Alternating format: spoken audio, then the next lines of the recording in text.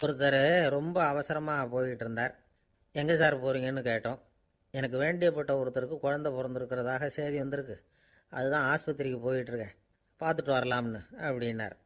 அப்படின்னா கொஞ்சம் இப்படி உட்காருங்க அப்படின்னோம். சில விவரமெல்லாம் சொல்கிறேன், கேட்டுட்டு போங்க அப்படின்னோம். உட்காந்தார். அப்புறம் சொல்ல ஆரம்பித்தோம். புதுசாக பிறந்திருக்கிற ஒரு குழந்தைய பார்க்க போகிறதுன்னா அது சாதாரண விஷயம் இல்லை. அதில் ரொம்பவும் கவனமாக நடந்துக்கணும். புது குழந்தைக்கு நோய் சுலபமாக தொற்றும்.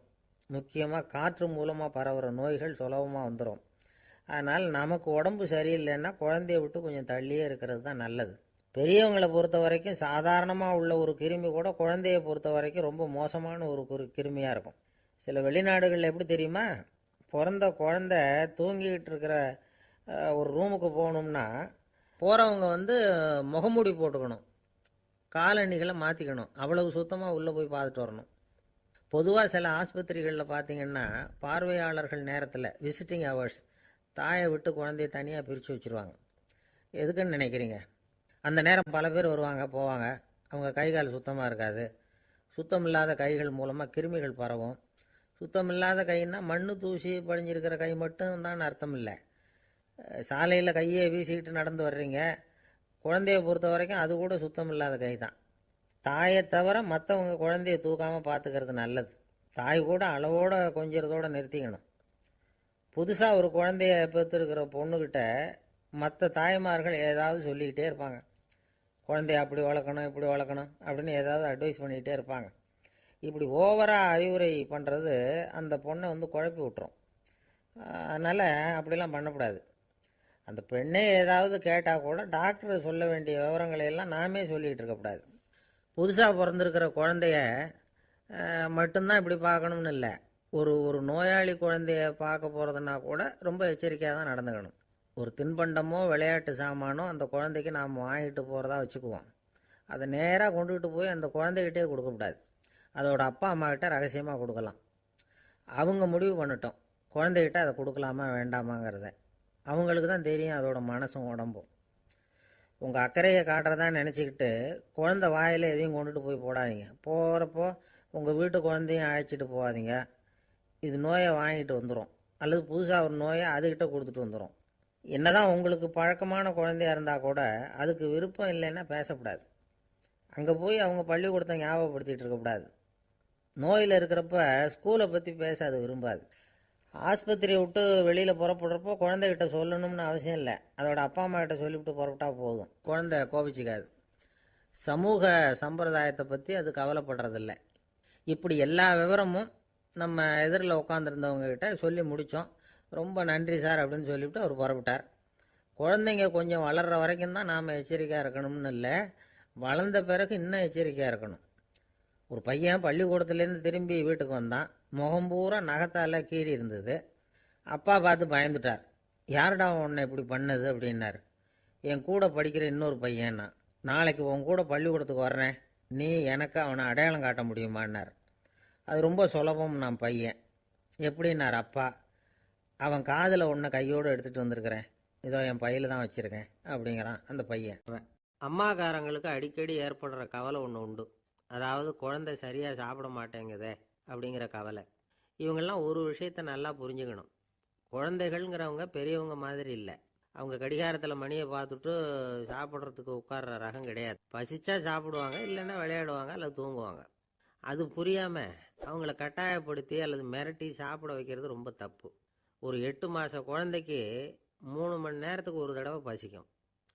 அந்த நேரம் பார்த்து சாப்பாடு கொடுத்தா அடம் பண்ணாமல் அது பாட்டுக்கு சாப்பிட்றோம். அதே குழந்தைக்கு 1 வயசு ஆகிறப்போ 4 மணி நேரத்துக்கு ஒரு தடவை பசிக்கும். இந்த வயசில் இயற்கையாகவே பசி குறைஞ்சிருக்கும். அது புரியாமல் என் குழந்தை முன்னாடி மாதிரி இப்போ சரியாக சாப்பிட மாட்டேங்கிறான் அப்படின்னு சில பேர் டாக்டர்கிட்ட போய் சொல்லிக்கிட்டு இருப்பாங்க. இன்னொரு விஷயம், ஒரு குழந்தைக்கு வயசு அதிகமாகிற வேகத்துக்கு உடம்பு எடையும் அதிகமாகிக்கிட்டே போகாது. உடம்பு எடை அதிகமாகிற வேகம் குறைஞ்சிக்கிட்டே வரும். 6 மாத குழந்தைக்கு ஒரு வாரத்தில் 150 கிராம் எடை கூடும். ஒரு வயசில் வாரத்துக்கு 71 கிராம் எடை கூடும். இது புரியாமல் அதிகமாக சாப்பாட்டை கொடுத்து குழந்தைய கஷ்டப்படுத்தக்கூடாது. ஏன்னா அளவுக்கு மீறின உணவு அஜீரணத்தை உண்டு பண்ணிவிடும். குழந்தைக்கு ஒரு தட்டில் கொஞ்சமாக ஆகாரத்தை வச்சு கொண்டுகிட்டு போய் கொடுக்கணும். மலை மாதிரி குவிச்சு வச்சா அதை பார்த்ததுமே பசி அடங்கி போயிடும். அடித்து மிரட்டி பயமுறுத்தி குழந்தைய சாப்பிட வைக்கிற பழக்கம் இருக்குது பாருங்கள், அதுக்கு ஃபுட் ஃபோர்ஸிங் அப்படின்னு பேர். இப்படி பண்ணுனா குழந்தைக்கு சாப்பாட்டில் விருப்பம் குறைஞ்சிரும், அதை கண்டாவே வெறுக்க ஆரம்பிச்சிடும். அது மாதிரி உளம் சார்ந்த பசி குறைவு, சைக்கோஜெனிக் அனோரெக்சியா, அது ஏற்படுமா. சாப்பாடுங்கிறதே ஒரு தண்டனை மாதிரி தோணும். குழந்தைகளுக்கு பிடிச்ச மாதிரியான ஆகாரத்தை கொடுக்கணும். சத்து அதிகம் இருக்குங்கிறதுக்காக அதுக்கு பிடிக்காத ஆகாரத்தை கொடுத்து கட்டாயப்படுத்தக்கூடாது. குழந்தைகளுக்கு 2 வயசு ஆகிறப்போ இயற்கையாகவே எதிர்மறை குணம் உண்டாகும். அதாவது அந்த எதிர்மறையாக பேசுறது. இது மாதிரி சமயங்களில் நாம் என்ன சொல்கிறோமோ அதுக்கு நேர்மாறாக நடந்துக்கும். ஏட்டிக்கு போட்டி, சாப்பிட சொன்னால் விளையாட போவோம், விளையாட சொன்னால் சாப்பாடு கேட்கும். இதை புரிஞ்சுக்கிட்டு நடந்துக்கணும். குழந்தை சொன்ன பேச்சை கேட்கலேன்னு கோவப்படக்கூடாது. குழந்தை வளர வளர பிடிவாத குணம் வர்றது சகஜம். கேட்டதை வாங்கி கொடுத்தா தான் சாப்பிடுவேன் அப்படின்னு பிடிவாதம் பண்ணும். வாங்கி கொடுத்து விடுறது தான் உத்தமம். நீங்களும் அதுக்கிட்ட பிடிவாதம் பண்ணிகிட்டு இருக்கக்கூடாது. ஏன்னா கேட்டது கிடைக்கலையேங்கிற ஏமாற்றம் கூட குழந்தையோட பசியை குறைச்சிரும். கேட்டது கிடைச்சிட்டா பசி அதிகமாகும், கொடுத்ததை மளமளன்னு சாப்பிட்றோம். குழந்தைகளுக்கு கண்ட நேரத்தில் சாப்பிட்றதுக்கு எதையாவது வாங்கி கொடுத்துக்கிட்டு இருந்தால் சாப்பாட்டு நேரத்தில் சாப்பிடாம அடம் பண்ண ஆரம்பிச்சிடும். பள்ளிக்கூடம் போகிற பிள்ளைங்க காலை உணவை சரியாக சாப்பிட மாட்டாங்க. அச்சம், அவசரம், பரபரப்பு இதெல்லாம் தான் காரணம். பள்ளிக்கு புறப்படுறதுக்கு ஒரு 3/4 மணி நேரத்துக்கு முன்னாடியே சாப்பாடு போட்டுருங்க, அது சரியாக போடும். படிக்கிற குழந்தைகள் உடல் சோர்வு, மனச்சோர்வு இது காரணமாக கூட சாப்பிட மறுக்கிறது உண்டு. இப்போ உதாரணமாக சாயந்தரம் விளையாடி விட்டு வீட்டுக்கு வந்ததும் சாப்பிட சொன்னால் வேணாம்பாங்க. இது உடல் சோர்வு. ரொம்ப நேரம் வீட்டு பாடங்களை செஞ்சு முடித்த கையோடு சாப்பிட சொன்னாலும் அவங்களால சரியாக சாப்பிட முடியாது. இது உளச்சோர்வு, அதாவது மனச்சோர்வு. இதை தவிர குழந்தைகளுக்கு உடல்நல குறைவு ஏற்பட்டால் கூட சாப்பிட மறுக்கிறது உண்டு. சில மருந்து மாத்திரைகள் கூட பசியை குறைச்சிரும். அதனால் சரியாக தெரிஞ்சுக்கிட்டு குழந்தைகளை சாப்பிட வைக்கணும். அது புரியாமல் கையில் சாப்பாட்டு தட்டை வச்சுக்கிட்டு குழந்தைகளை விரட்டிக்கிட்டு அலையக்கூடாது. ஒரு சின்ன பையன் சொன்னான், எங்கள் அம்மா சாப்பாடு போடுறது தெரிஞ்சால் நான் உடனே வீட்டை விட்டு வெளியில் ஓடி போடுவேன் அப்படின்னா. ஏன் அப்படி பண்ணுறேன்னு கேட்டோம். எங்கள் அப்பா கூட அது மாதிரி தான் சார் பண்ணுவார் அப்படிங்கிறான். ஒரு குழந்தை பிறந்து 6 மாசத்துல தான் சிரிக்க 6 வாரத்தில் சிரிக்க ஆரம்பிக்கிறோம். நாமெல்லாம் பிறந்து 6வது வாரத்தில் சிரிக்க ஆரம்பிக்கிறோம். அது அந்த சிரிப்புங்கிறது நமக்கு இயற்கை கொடுத்துருக்கிற ஒரு இயல்பு தன்மை. சிரிப்பு ஒரு நாளைக்கு ஒரு குழந்தை 200 தடவை சிரிக்குதான். இது புள்ளி விவரம். ஒரு குழந்தை, நாமெல்லாம் 25 தடவை சிரிக்கிறோமா. அதுதான் இந்த ஹார்ட் அட்டாக் வர்றதுக்கு காரணமா. டாக்டருக்கு ஒத்துவாருன்னு நினைக்கிறேன். இந்த மன இறுக்கம்தான் இதய நோயை உண்டு பண்ணுது. 200 தடவை சிரிச்சுக்கிட்டு இருக்கிற குழந்தை படிப்படியாக 25 தடவைக்கு வந்துட்டோம். 15 தடவை 25 தடவை. நாமெல்லாம் அப்படி குறையப்படாது. சிரிப்புக்கு இந்த ஜோக்கே தேவைப்படாது. இயல்பு தன்மை அது. அதாவது காலங்காலமாக சிரிக்கிறது ஒரு பாவமான செயல்னு நாம் போதிக்கப்பட்டு வந்திருக்கிறோம். ஒரு அதிகாரிக்கு முன்னாடி பியூனு சிரிச்சா மரியாதை குறைச்சல், ஒரு கணவனுக்கு முன்னாடி மனைவி சிரிச்சா மரியாதை குறைச்சல், ஒரு வாத்தியாருக்கு முன்னாடி பையன் சிரிச்சா மரியாதை குறைச்சல், ஒரு முதலாளிக்கு முன்னாடி தொழிலாளி சிரிச்சா மரியாதை குறைச்சல், இப்படி சொல்லி சொல்லி சிரிப்புங்கிறது ஏதோ மரியாதை குறைவான ஒரு செயல் அப்படின்னு போதிக்கப்பட்டு வந்ததுனால சிரிப்பு மரபு ரீதியாகவே நமக்குள்ள சிறைப்பட்டு போச்சான். அப்போ அதனால நம்ம சிரிச்சா யாராவது தப்பா நினைச்சிருவாங்களோ அப்படிங்கிற எண்ணம் வந்துட்டு தான். அந்த சிறைப்பட்டிருக்கிற சிரிப்பை வெளியில கொண்டு வர்றதுக்கு ஜோக்குன்னு ஒரு சாவியை போட வேண்டியிருக்கு. வேற ஒன்றும் இல்லை. ஜோக்குக்கும் சிரிப்புக்கும் சம்பந்தமே இல்லையா. ஏற்கனவே இருக்கிற சிரிப்பை வெளியில கொண்டு வர்றதுக்கு ஒரு சாவி. அந்த இயல்புத்தன்மையை, மனிதனுடைய இயல்புத்தன்மையை வெளியில கொண்டு வர்றோம்.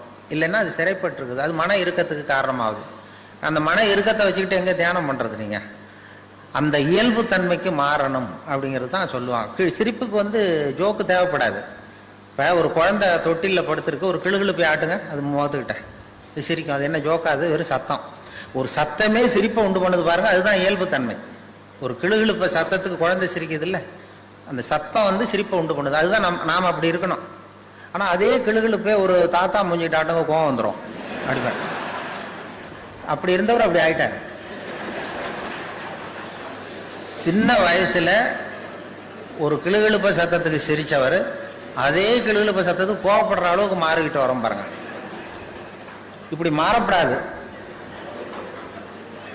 கையில குச்சி கிச்சின்னு தான் எடுத்து அடிச்சிருவாரு நீங்க. அது அதனால இதய நோய் வரக்கூடாதுன்னு நினைக்கிறவங்க எல்லாம் சிரிக்க, அதாவது இயல்புத்தன்மை மாறாமல் இருக்கணுமா, நம்முடைய இயற்கை கொடுத்துருக்கிற அந்த இயல்புத்தன்மை மாறாமல் நம்மளை பார்த்துக்கணும் அப்படின்னு சொல்லுவாங்க. அந்த அதுதான் இயல்புத்தன்மை. இல்லைன்னா அது ரொம்ப கஷ்டமாக விடும் மனசு. அந்த மன இறுக்கம், இன்னைக்கு ஹார்ட் அட்டாக்குங்கிறது யாருக்கு வரலன்னா, இந்த இங்கே இருக்கிற பெண்கள்லாம் கூட இனிமேல் ஒரு கிளுகிழு போய் வீட்டுக்கு போய் வாங்கி வச்சுங்க. வாங்கி யாராவது உங்கள் வீட்டுக்காரர் கோபமாக வந்தாருன்னா அப்படி இப்படி ஆட்டி பாருங்க.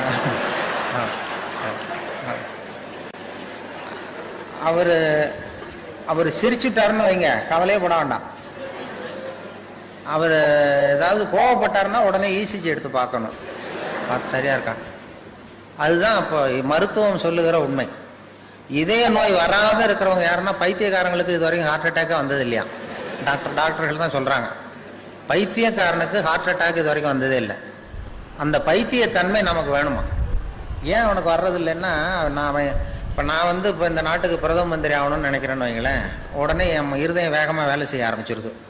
எப்படி எந்த கட்சியில் சேர்றது, எங்கே போய் நிற்கிறது, யாரை போய் பிடிக்கிறது, எப்படி பணம் செலவு பண்ணுறது, எப்படி டெல்லிக்கு போகிறது, எப்படி பிரதம மந்திரி ஆகிறதுன்னு என் இருதயம் வேகமாக துடிக்க ஆரம்பிச்சிருது. அந்த ஒரு துடிப்புக்கும் இன்னொரு துடிப்புக்கும் நடுவில் இருக்கிற ஓய்வை நான் குறைச்சிடுறேன். நான் பிரதம மந்திரி ஆகணும்னா இவ்வளவு அவஸ்தைப்பட வேண்டியிருக்கு. ஒரு பைத்தியக்காரன் பிரதம மந்திரி ஆகணும்னா அவன் ஆனதாவே நினைச்சிடுறான். போய் கேட்டீங்கன்னா நான் தான் பிரதம மந்திரி அப்படிமா, அவன் எலெக்ஷன்ல நிற்க வேண்டியதில்லை, ஒன்றும் பண்ண வேண்டியதில்லை. அந்த மனோபாவம் நமக்கு வேணுமா? அதனால தான் அவங்களுக்கு ஹார்ட் அட்டாக் வர்றதில்லை. அதாவது சித்த சுவாதீனத்துடன் கூடிய பைத்தியத்தன்மையுடன் வாழ கற்றுக்கொள்ளுங்கள் அப்படிங்கிறது ஒரு உபதேசம். சித்த சுவாதீனத்துடன் கூடிய பைத்தியத்தன்மையுடன் வாழ கற்றுக்கொள்ளுங்கள். அது என்ன சித்த சுவாதீனத்துடன் கூடிய பைத்தியத்தன்மைன்னா, நாம சித்த சுவாதீனத்தோடு இருக்கணும், மனசு விழிப்போடு இருக்கணும். இன்னொருத்தவங்க ஏதாவது பைத்தியகாரத்தனமாக சொன்னால் ஒத்துக்கணும். இப்போ உங்கள் குடும்பத்திலே கேட்குறீங்க, கணவன் மனைவிக்குள்ள ஒரு தகராறு, 8 3 பெருக்குனா என்னன்னு கேட்குறீங்க, அவர் 23ன்னு சொல்லிடுறாருன்னு வைங்க, உடனே சண்டைக்கு போகக்கூடாது. 8 3 பெருக்குனா 24 பதிலாக 23ன்னு சொல்கிறாரு, சண்டைக்கு போகக்கூடாது. சரி பரவாயில்ல, எங்கள் வாத்தியார் இப்படி சொல்லி கொடுத்தாரு, உங்கள் வாத்தியார் சொல்லி கொடுத்துருக்காரு, அது வாய்ப்பாட்டிலையும் எத்தனையோ எடிஷன் இருக்கு இல்லையா. அப்படி அதுதான் சித்த சுவாதீனத்துடன் கூடிய பைத்தியத்தன்மை. நமக்கு எது உண்மைங்கிறது தெரியுது, இருந்தாலும் ஒரு பைத்தியத்தன்மையோடு வாழறோம் பாருங்க. அந்த பைத்தியத்தன்மைங்கிறது இன்றைய மனுஷனுக்கு தேவை. அது ஒருத்தன் பைத்தியகார ஆஸ்பத்திரியில் 10 வருஷம் இருந்தானா, அவன் உடம்பு குணமாயிட்டது டாக்டர், என்னை வீட்டுக்கு அனுப்புங்கன்னு டாக்டர் கேட்டிருக்கான். டாக்டர் சொல்லியிருக்காரு, 10 வருஷம் இருந்துட்டேன், இன்னொரு 10 நாள் இரு, உன்னை சோதனை பண்ணி அனுப்பிச்சுட்றேன் வெளியில் அப்படின்னு இருக்காரு. 10 நாள் டெஸ்ட் பண்ணி பார்த்தாரு, எல்லாம் நல்லா குணமாயிட்டான். உடனே அவர் சொன்னார், நீ சொன்னது சரிதான்ப்பா, வீட்டுக்கு போகலான்னு அனுப்பிச்சிட்டார்.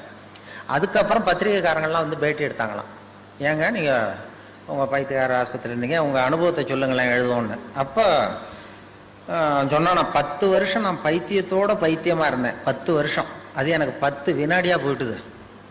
பைத்தியங்களுக்கு மத்தியில் புத்தி தெளிஞ்சவனா 10 நாள் இருந்தேன், அது 10 யுகமாக போச்சுன்னு நானும். நம்முடைய வாழ்க்கை யுகங்களாக போகணுமா வினாடிகளாக போகணுமாங்கிறத நம்ம முடிவு பண்ணணும். பைத்தியத்தோட பைத்தியமா வாழ தெரிஞ்சவனுக்கு வாழ்க்கை சுகமா இருந்திருக்கு. பைத்தியங்களுக்கு மத்தியில புத்தி தெளிஞ்சவனா வாழறவனுக்கு வாழ்க்கை யுகமா கடினமா இருந்திருக்கு. அதனாலதான் நாம அதுக்காக சுத்தமா பைத்தியமாவும் மாறிட முடியாது, சட்டையை கழிச்சுட்டு அலைய முடியாது. சித்த சுவாதீனத்துடன் கூடிய பைத்தியத்தன்மை அப்படின்னு அதுக்காக தான் அதை சொல்றாங்க.